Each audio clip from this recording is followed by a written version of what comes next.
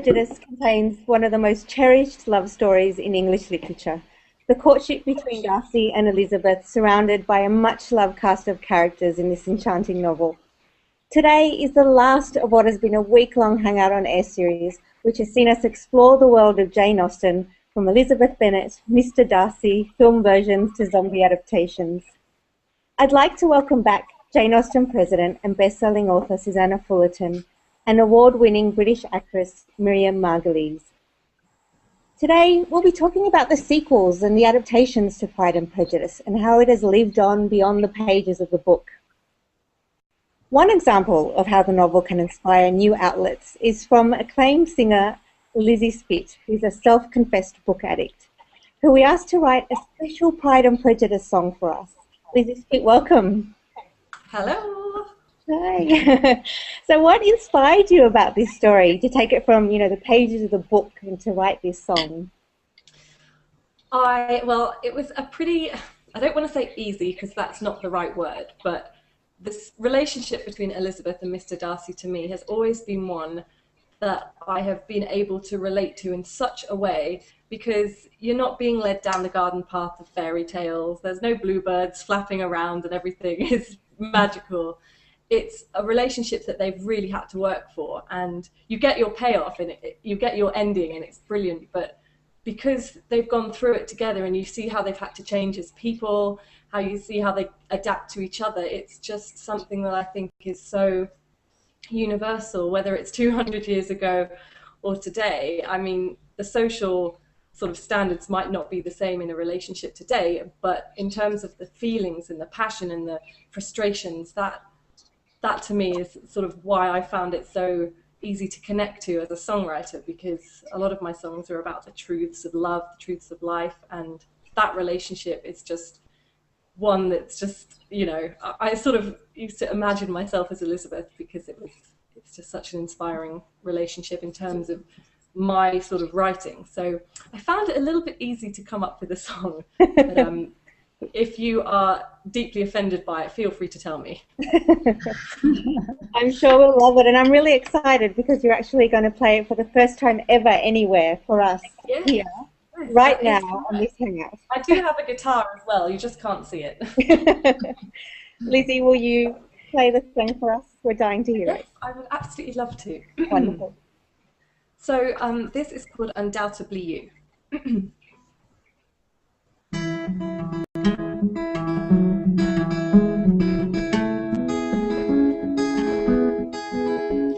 Listened to what they all had to say, but my pride got in the way. They said you were no good for me, and our love could never be. But I just couldn't shake it. Oh, we've lost her. Oh no. Yeah. I'm sure she'll come back to us, and when she does, we'll get her playing again. Oh dear, what a shame. We'll the appetite is whetted. I know. I think she's doing it as a big tease. So, Susannah, I've seen many a sequel and prequel to much-loved novels, but Pride and Prejudice has inspired some really interesting works, from books, films, songs, and some really crazy adaptations. What are some of the stranger versions that you've seen? Well, there's a real range of Pride and Prejudice sequels and continuations and adaptations out there. And until I started writing the chapter in my book, Happily Ever After, about all of these things, I had no idea quite how many there were out there. Now, there's the fairly straightforward continuations where a writer picks up where Pride and Prejudice ends and marries off Mary or Georgiana or Anne Berg and continues the story pretty much from where Jane Austen finishes hers. There are also mixed sequels where an author can bring in characters from other Austen novels. So Mr. Willoughby from Sense and Sensibility might wander in and get married to Georgiana Darcy, or there'll be a mixture of characters from different novels coming into a sequel of Pride and Prejudice. Then there are the retellings. So Pride and Prejudice might be retold from the point of view of Mr. Darcy or from Mary Bennet, Mr. Darcy's story, Mr. Darcy's diary. There's quite a range of them out there. Then, of course, there are the modern adaptations where a modern character is undergoing the same sorts of experiences as take place in Pride and Prejudice. There was quite a nice one called Pride, Prejudice and Jasmine Field, and Jasmine was a young London actor taking part in a play version of Pride and Prejudice, and real life sort of starts to go awfully close to the novel. You get time travel versions, a bit like the Lost in Austen film, where a heroine, a modern heroine, somehow gets wafted back into the past and finds herself in the pages of Pride and Prejudice. Or you get the Pride and Prejudice characters plonked into some other scenario. For example, Elizabeth and Darcy might find themselves in the midst of the American Civil War. All sorts of strange things happen in these books. Then, of course, there are the zombie versions. And when Pride and Prejudice and Zombies was published, it got onto the New York Times bestseller list, and it resulted in a whole spate of zombie adaptations of the classics. Android Karenina was one example. And, of course, they turned Sense and Sensibility into a zombie one, and there seemed to be a total craze for zombies and aliens inside the pages of Pride and Prejudice. There are the pornographic versions. Pride and Prejudice, the Wild and Wanton edition, doesn't leave a lot to the imagination. Then, of course, there are also the murder mysteries. Mr. and Mrs. Darcy take up sleuthing in their married life and solve all sorts of crimes.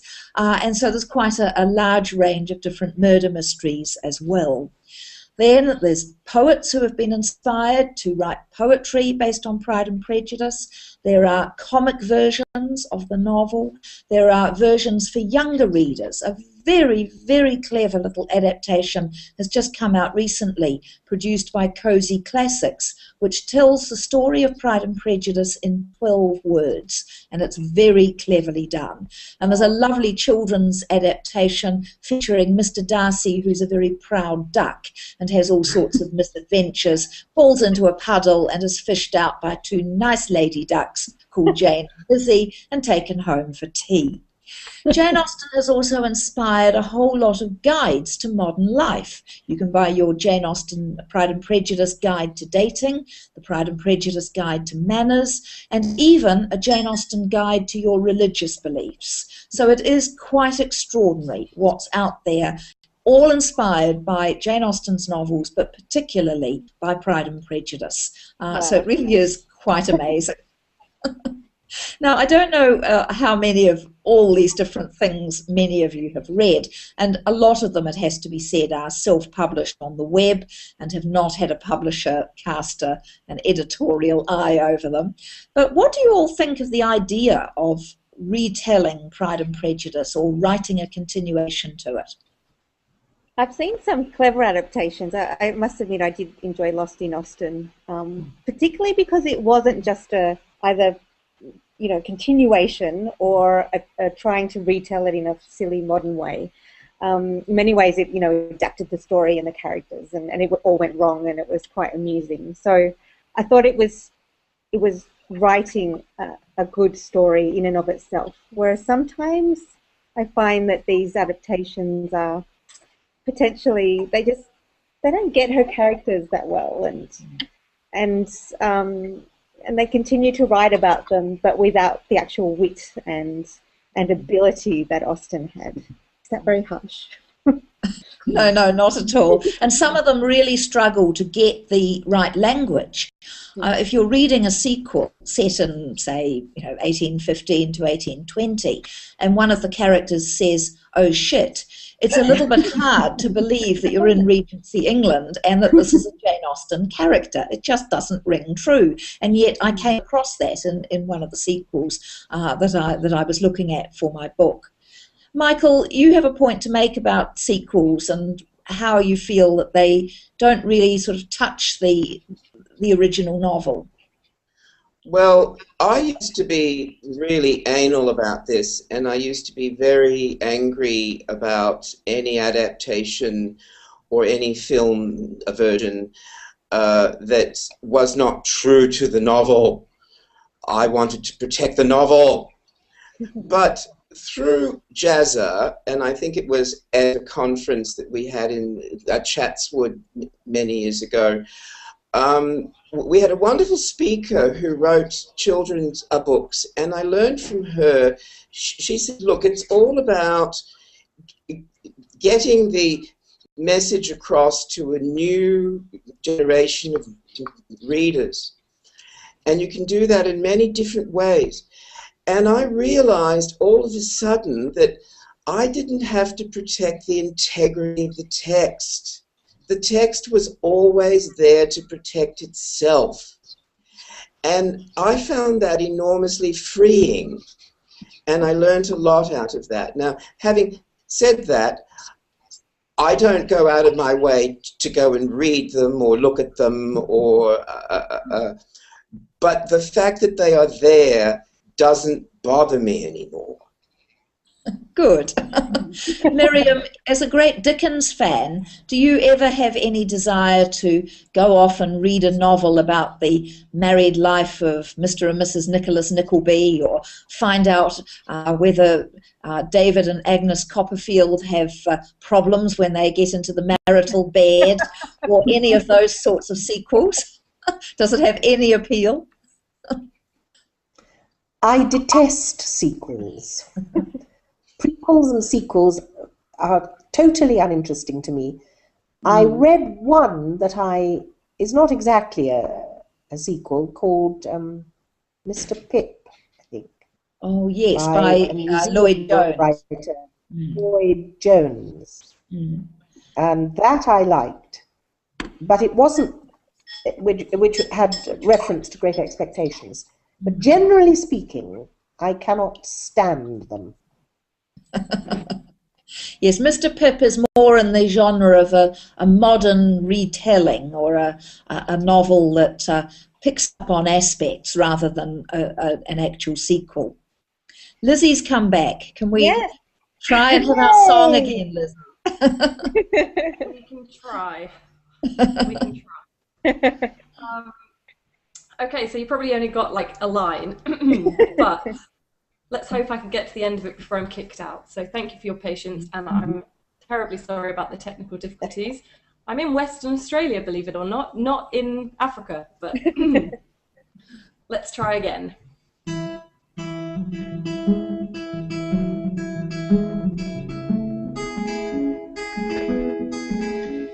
I listened to what they all had to say. I guess my pride got in the way. They said you were no good for me, and our love could never be. But I just couldn't shake it. I had a feeling about you,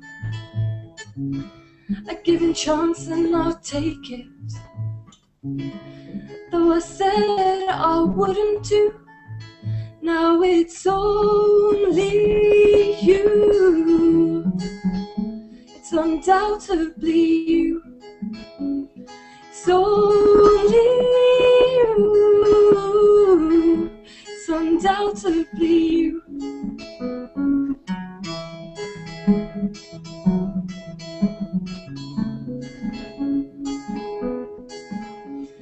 I had this voice in my head. I thought you were someone else. I had you completely worked out. That's what I told myself.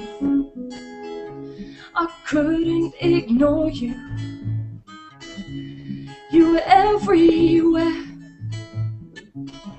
I wanted to see more of you, but I couldn't play fair. Now it's only you. It's undoubtedly you. It's only you. It's undoubtedly you. And I just can't shake this. I can't keep it all in. I don't care what they're saying.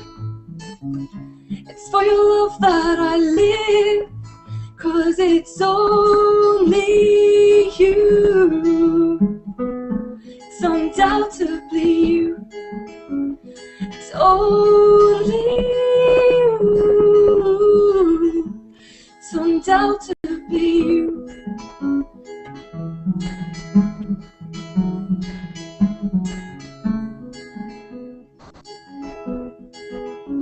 It's only you.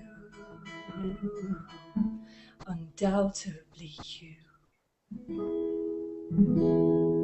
Yay! Thanks. Lovely, Lizzie. Thanks so much. The most Very nerve-wracking performance I've ever given.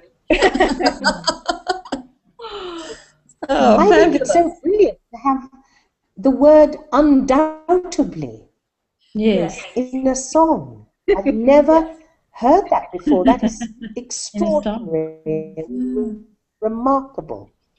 Oh, Now- thank you so much. Miriam, we were talking yesterday about how young people don't enunciate well. Doesn't Lizzie have an extraordinary enunciation? I was taught very well. But undoubtedly was actually one of the words. I don't know why, but when I come to writing songs, usually it's a word that sometimes just pops into my head and inspires me. And I was flicking through the book again, and I don't know why, but undoubtedly was just in there, and it just stuck in my head, and straight away I knew that that's the sort of, I wanted that word in a song. So I'm so happy that you like it, and I'm so glad that I got to play it without being kicked out. So. Well, Lizzie, we hope you feel inspired to go on and do some more Pride and Prejudice songs, and maybe a CD one day would be really I nice. know, I might do that. I could do a whole Jane Austen A collection. whole Jane Austen CD would be What a fantastic. good idea. Yes. And Susannah, we were just chatting about these sequels and how I think there's almost a agreement that they're not very popular amongst certainly this group sitting here today. Has anyone ever seen one of these prequel sequels that they thought were terribly good? Silence. None are terribly good. Some are slightly better than others. Yeah. You know, the odd one, as I said, some of the sort of modern retellings are not too bad. And, you know, there's some clever things in some of the murder mysteries and things like that. But they're all just so inadequate in comparison with the original novel. What do you think, Joanna? Yes, I was going to say, I think by definition they can't really be any good. Even the ones that are well written, and some are. I haven't read many, but because I don't like them either. They're not Jane Austen, so why would you bother? And something I wanted to ask you, Susannah, you touched on it.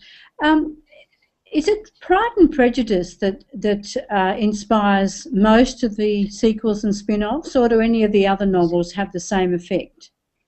All the novels have spin-offs of some sort or another, but Pride and Prejudice has infinitely more than any of the others.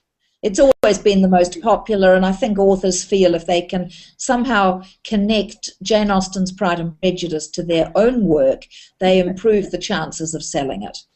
Oh, yes, and that man who did Pride and Prejudice and Zombies by Jane Austen and whoever, he's Yes, made a lot of money on Jane Austen's name. Yes. I mean, there's also the ethics of it that really worry me a bit, actually, because you can't do it with a writer that's in copyright. It's only because she's out of copyright, isn't it? It that you is. can- And really, they're riding on her back. And Jane Austen, who made so little from her writing herself, is making a fortune for lots of other people. But I don't think that really this is a moral issue, and I've let go of it. I've let go of it. Well, I wouldn't call it moral, but I don't feel very comfortable with it. It seems to me rather fraudulent, and I lose respect for authors who can't think of their own characters, because that's really, in a way, what it comes to as well. But is it that her characters are so so accessible? We were talking about this yesterday, that the way she writes these people, you can relate to them even today, and so they feel that because of that accessibility, that somehow they are able to continue on these narratives that they probably, well, a lot of them, I know you said, Susannah, a lot of these people aren't published authors or published works. A lot of people just have such passion for the book, and they really don't want it to end. I think when we read Pride and Prejudice, we get to know the characters so incredibly well and feel that we know them even more intimately than we know many of our friends in real life. And just the same as with a group of friends, want to know what happens to your friends, how their love lives are going, you know, are they having another baby, are they getting divorced, what's going on in their lives. Naturally, you have an interest. And so sequel writers, I think, have thought, well, people want to know more as to what happens to Jane Austen's characters. Are the Bingleys happily married? How many children do Lydia and Mr. Wickham have, and how on earth do they manage to pay for the food on the table? All of these things that we're left with at the end of Pride and Prejudice, and readers want to know more. Sadly, of course, Jane Austen didn't give us more. She knows exactly where to end her book, and she doesn't continue it into married life. But other writers have felt that they want to do that and want to give readers more of the characters of Pride and Prejudice. And many of these sequels sell incredibly well, so there are people out there buying them in very large numbers. I think it's a true sign of a brilliant book when you're left thinking about it for so long afterwards and wondering about these characters and actually almost believing it to be real. I think that really sort of says, you know, that this must have been something incredible. And the fact that there are so many adaptations and sequels and interpretations of Pride and Prejudice just goes to show how ahead of its time the book was, how long-lasting it is. And, you know, I kind of believe in the old phrase, if something's not broken, don't try and fix it. But I would love to know, if I could find out somehow, what Jane Austen would actually think if she could see and read all these things that have happened to that book. And, you know, bad or not, it's just such a testament to her writing and that story. Lizzie, did you know you can go out and buy a T-shirt that has a slogan printed across the front of it? What do you mean Mr. Darcy isn't real? No, I didn't, but now you've mentioned it, I'm going to have to go and find it. I think, I mean, the other thing, of course, that Pride and Prejudice has inspired is the most unbelievable range of merchandise, from Pride and Prejudice on skateboards to babies' nappies to clothes pegs to confetti that you throw on a bride to maternity clothes to carry bags, stationery, china, fridge magnets, toys. It's quite extraordinary what's out there. One of my very favourite items of Pride and Prejudice merchandise is a barbecue apron that has written across the front of it, "Let's barbecue Wickham." And I think that's a really great one. But so much inspiration has come from Pride and Prejudice, and some of it's tacky and some of it's poorly written and some of it is clever. And of course Lizzie's song is a delightful example of how people can be inspired by Pride and Prejudice. Do any of you have other examples that you've enjoyed? Well, you've mentioned the baby's nappies, Susannah. I think that's one of my favourites. It's a disposable nappy that has across the back of it, "In vain have I struggled." No, that's terrible. One feels the poor baby might get constipation. I think I was going to say it's not really accurate if you know anything about babies. It's quite the opposite. But But I think I suppose those things are very funny and clever. And in many ways, I suppose this is a homage to this wonderful novel that we just can't let it go. And we just really want more and more. Do you think sometimes these writers who write these sequels and different adaptations are actually reducing it to the very thing we deny it is, which is just this frivolous romance? No, because I think Michael's point was a good one, that all this other stuff, this froth around the edges, does not actually touch the integrity of the real novel. It can have an advantage if it brings readers to Pride and Prejudice, if a child's version, a cartoon version, brings somebody to the original novel, or a sequel. Maybe people think, well, I'll read the original first and then I'll read the sequel. So no, I don't think they can harm the original novel, but they are acts of homage. In some cases, they are acts of commercial interest. So there's a variety of motivations behind these things. But there's obviously a need out there. Many people do seem to have a need for more Pride and Prejudice. Now, I'm very happy to drink my coffee from a Pride and Prejudice mug and carry a Pride and Prejudice carry bag and write a note on note paper with a Pride and Prejudice quote on the top. I love a lot of that, and a lot of it is in good taste and is very nicely done. But I'm not keen on the sequels, and I feel that most of them just leave me wanting more of the original novel rather than other people's ideas of what Jane Austen's characters should be doing. Well, this great interest, was it the same before the 1995 series, or do you think that really got it off the ground?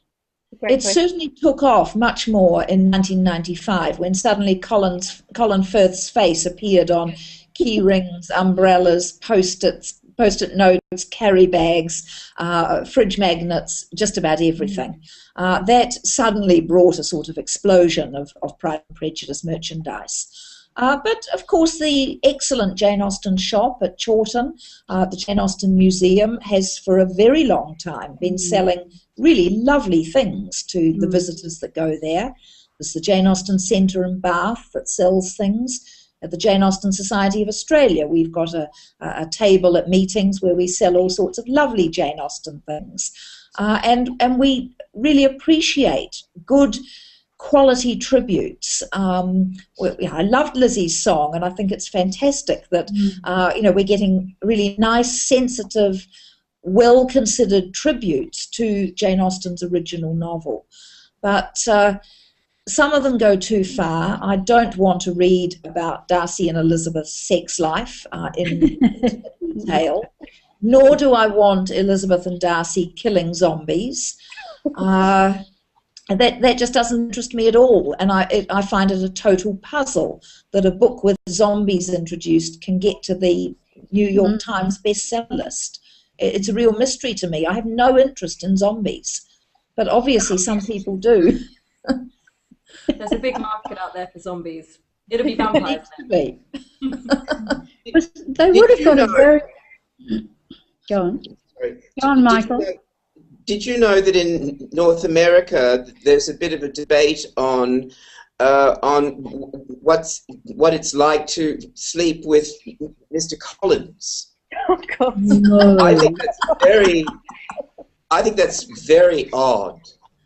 Well, I think Charlotte would have had to think very hard about England the whole time. Michael, what's the consensus? Has anybody had anything really interesting to say about that? I think the women think that it's completely shocking, and I think that they all feel that Charlotte's a victim, but I've never thought that Charlotte was a victim. I think she knew exactly what she was doing. She did, indeed. Susannah, are there any sequels about Collins and Charlotte? Mr. Collins? Oh yes, lots. In some of them, Mr. Collins is killed off very rapidly, and Charlotte gets a chance at happiness with somebody else. In the odd one, she comes to actually be very fond of Mr. Collins. in one of the sort of more pornographic versions, she ends up beating Mr. Collins with a whip, dressed in some of Lady Catherine's gowns, and Mr. Collins seemed to find that very exciting. That's very Church of England, isn't it? I'm not going to go into any more detail.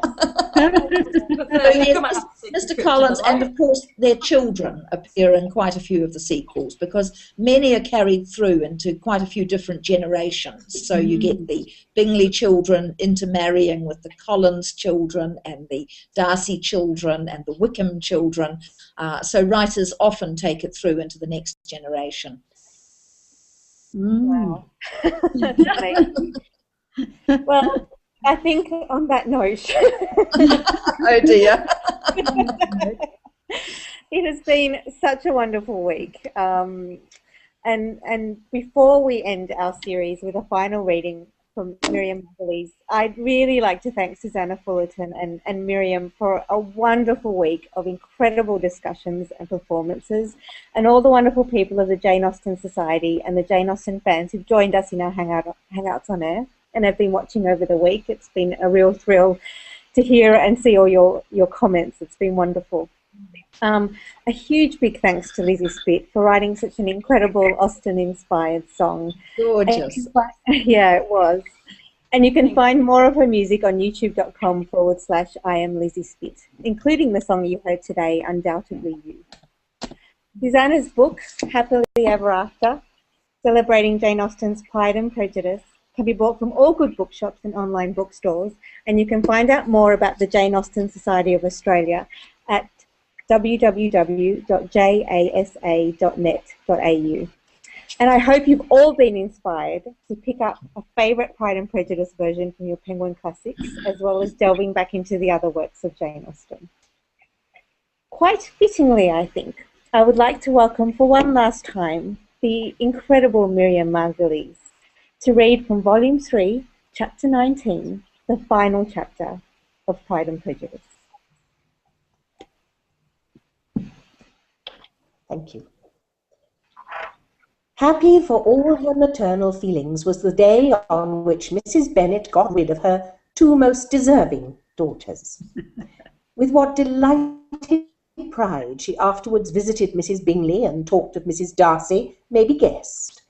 I wish I could say, for the sake of her family, that the accomplishment of her earnest desire in the establishment of so many of her children produced so happy an effect as to make her a sensible, amiable, well-informed woman for the rest of her life, though perhaps it was lucky for her husband, who might not have relished domestic felicity in so unusual a form, but she still was occasionally nervous and invariably silly.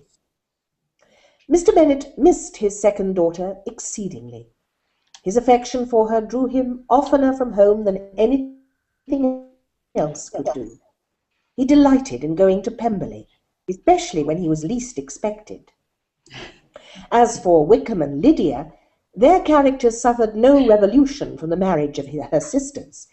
He bore with philosophy the conviction that Elizabeth must now become acquainted with whatever of his ingratitude and falsehood had before been unknown to her, and in spite of everything was not wholly without hope that Darcy might yet be prevailed on to make his fortune. The congratulatory letter which Elizabeth received from Lydia on her marriage explained to her that by his wife at least, if not by himself, such a hope was cherished. The letter was to this effect: My dear Lizzie, I wish you joy. If you love Mr. Darcy half as well as I do my dear Wickham, you must be very happy. It is a great comfort to have you so rich, and when you have nothing else to do, I hope you will think of us. I'm sure Wickham would like a place at court very much, and I do not think we shall have quite enough money to live upon without some help. Any place would do, of about 300 or 400 a year. But, however, do not speak to Mr. Darcy about it, if you'd rather not. Yours, etc. As it happened that Elizabeth had much rather not, She endeavoured in her answer to put an end to every entreaty and expectation of the kind.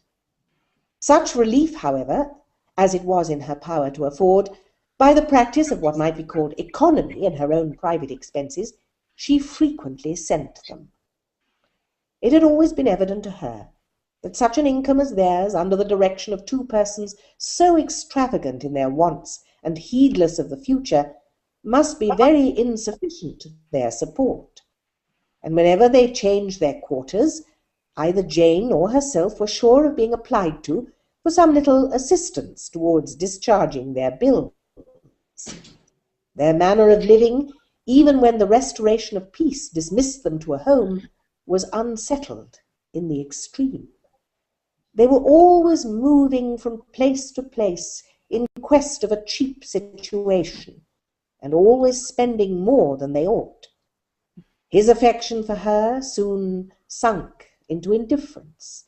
Hers lasted a little longer, and in spite of her youth and her manners, she retained all the charms to reputation which her marriage had given her.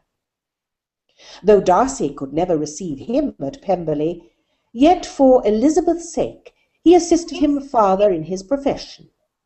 Lydia was occasionally a visitor there, when her husband was gone to enjoy himself in London or Bath. And with the Bingleys they both of them frequently stayed so long that even Bingley's good humour was overcome, and he proceeded so far as to talk of giving them a hint to be gone. Miss Bingley was very deeply mortified by Darcy's marriage, but as she thought it advisable to retain the right of visiting at Pemberley, she dropped all her resentment, was fonder than ever of Georgiana, almost as attentive to Darcy as heretofore, and paid off every arrear of civility to Elizabeth. Pemberley was now Georgiana's home, and the attachment of the sisters was exactly what Darcy had hoped to see. Lady Catherine was extremely indignant on the marriage of her nephew, and as she gave way to all the genuine frankness of her character, in her reply to the letter which announced its arrangement, she sent him language so very abusive, especially of Elizabeth, that for some time all intercourse was at an end. But at length, by Elizabeth's persuasion, he was prevailed on to overlook the offence and seek a reconciliation. And after a little farther resistance on the part of his aunt, her resentment gave way either to her affection for him or her curiosity to see how his wife conducted herself. And she condescended to wait on them at Pemberley, in spite of that pollution which its woods had received, not merely from the presence of such a mistress, but from the visits of her uncle and aunt from the city. With the Gardiners, they were always on the most intimate terms.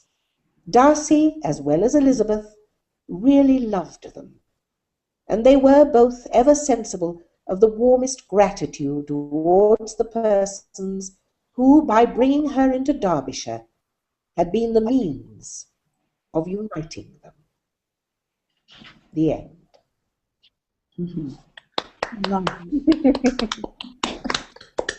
Happy 200th birthday, Pride and Prejudice. Thank you so much, everyone. And Miriam, I'm sure I speak for everyone who's either been on these Hangouts or has been watching, that you have been an utter delight and joy, and it's just been a privilege. It really has. Thank you so much. Thank you, everybody. It's been wonderful to be here with you all, celebrating an incredible novel, Pride and Prejudice by Jane Austen. Thank you. Thank you. Thank you.